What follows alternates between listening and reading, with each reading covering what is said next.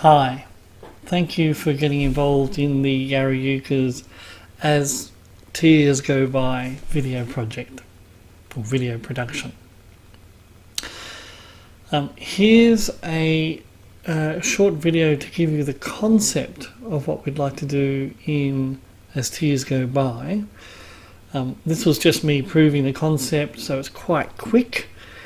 In the video we want to produce, each zoom would be slow, about 16 seconds long.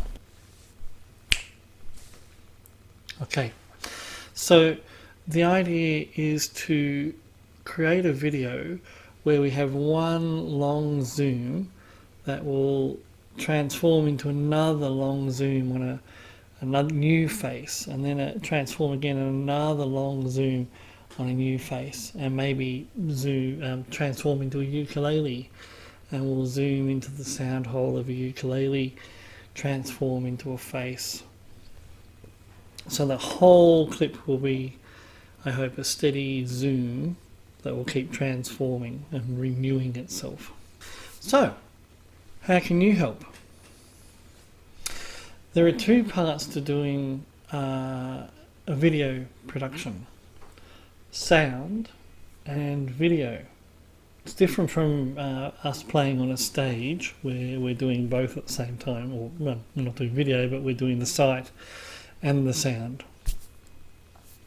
With video production we can split them, have the sound and the sight, have the audio, have the video. So for the audio, you can play along with the song, you can do the plucking or the picking parts, and you can sing. We need backing singing, and from the third verse on we need harmonies, and then a bit of wild action at the end, to really kind of have a big crescendo finish. So you can record the audio, and you can record audio on your phone, you can record audio on your laptop. You know, as you would in a performance, you just get the sheet music, and there's a link below to the sheet music, or you can find it on www.greatbigyukes.com.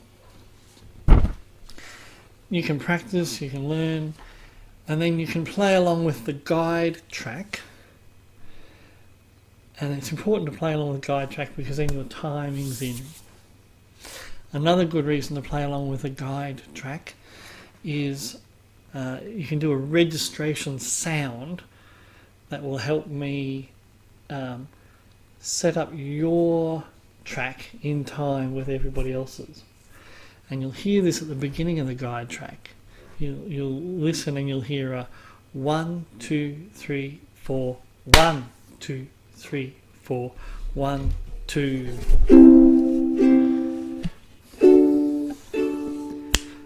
and so on.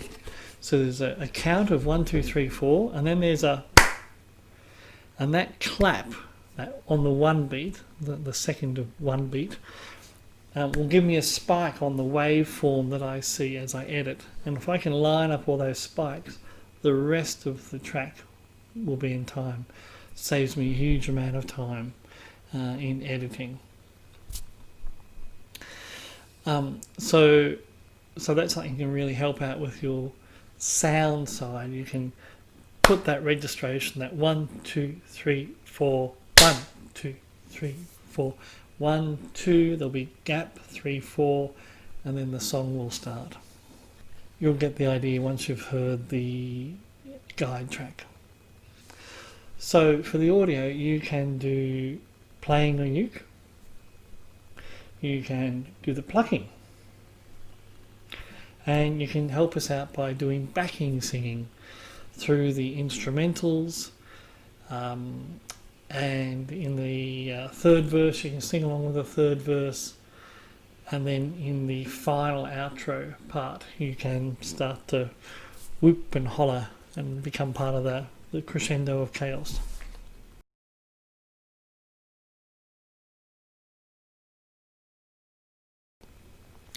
When you record your sound. It's really important that you have earbuds in or you wear a headphone to listen to the guide track. That will, I don't want to hear the guide track, I just want to hear your performance.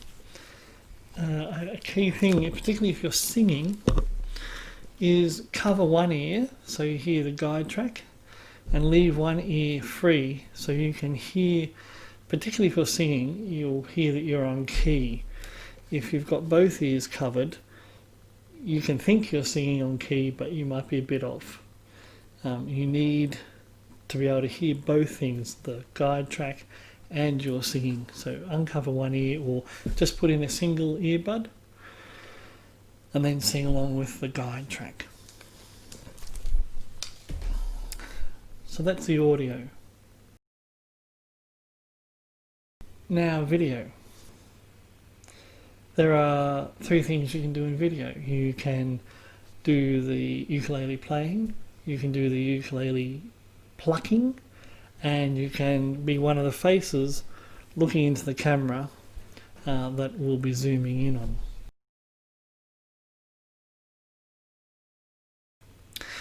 One quick note about the space of your filming. These days laptop screens and TVs are thinner and wider than they used to be. They used to be a much squarer shape, you know, the old TVs. So it's important when you video to be aware that you need some space on each side of you. I want you to have a look now at a video from the Ukulele Orchestra of Great Britain and notice how sometimes the players are in a flat, wide box and sometimes they're in a square box.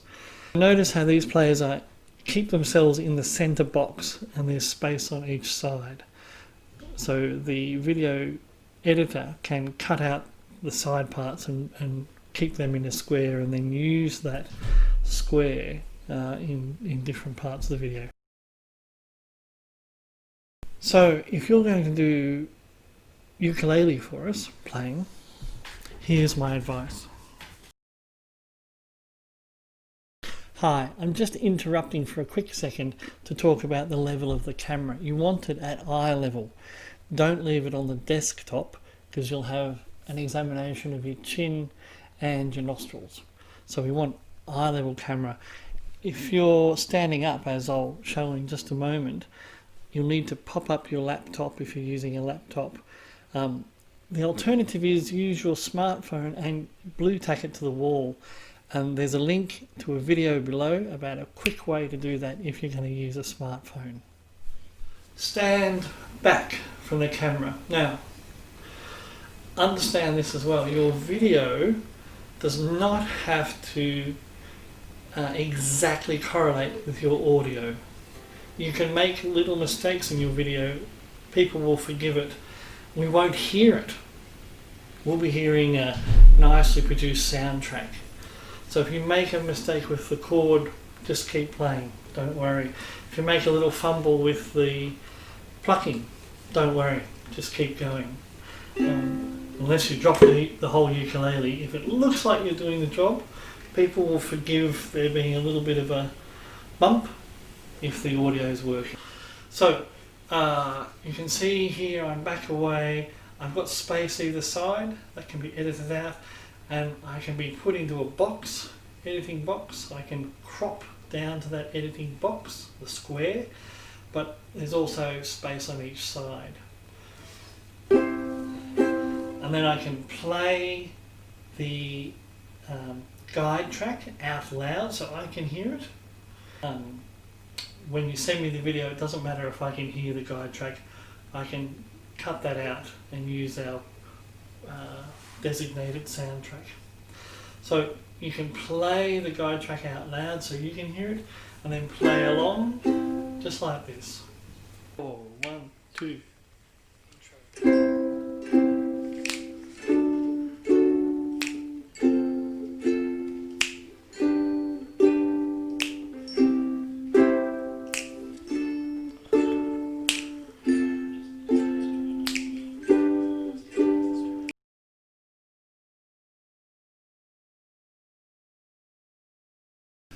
Finally, there's the third part you can do with video.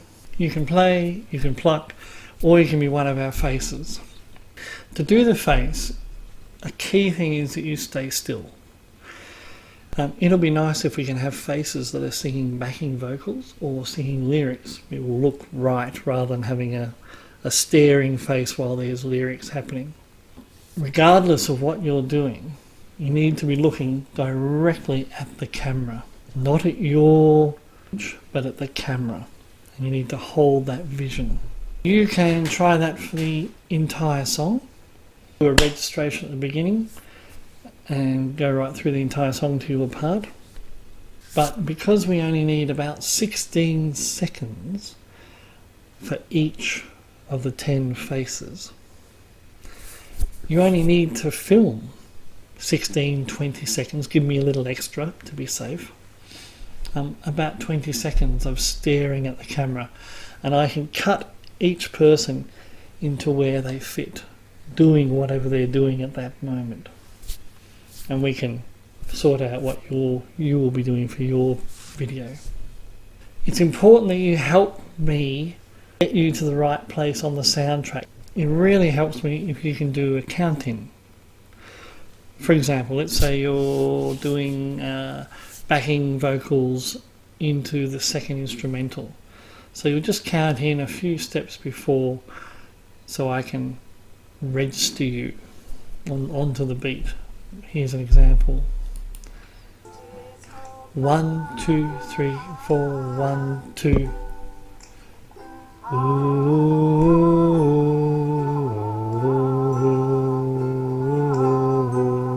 It's okay to blink, but I need you to keep your head really still so we can zoom in on your eye or your glasses. So it might work for you to just video that small portion of the song where we'll use your head. And the last point, at the end I would like to have, while it's becoming a bit crescendo and chaotic, I would like to have ukuleles and faces whizzing around. So if you provide us with a face to zoom in on, if you can send us do a face at the final outro, just looking at the camera, and you might be smiling, you might be whooping, that will help, and then I can have your panel whizzing around. So thanks a lot. The process is simpler than I make it sound, and the product will be fabulous. Thanks.